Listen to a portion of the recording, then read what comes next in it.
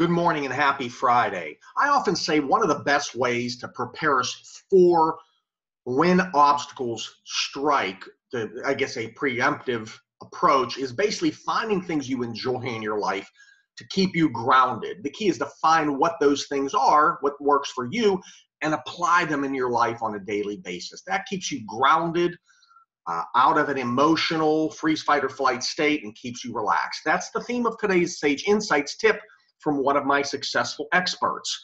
Pray, yoga, box, cook, relax. Love all of them, actually.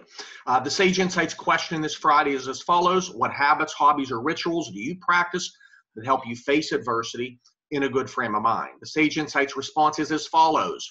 Prayer, yoga, boxing, cooking, resting, family time, reflecting, a romantic dinner with my better half, a little retail therapy at times. I'm assuming that's shopping and watching favorite movies. So this person does these things to keep them grounded, keep them at peace.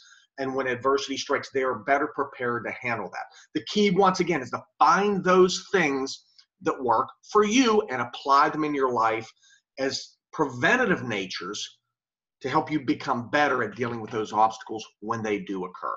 If you have a hectic life 24/7, 365, you're probably going to have a hectic time dealing with adversity in your life. Find times to relax, find those things that work for you.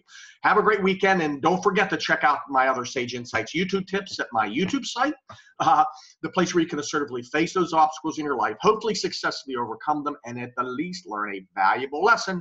Take care and have a great weekend. Bye-bye.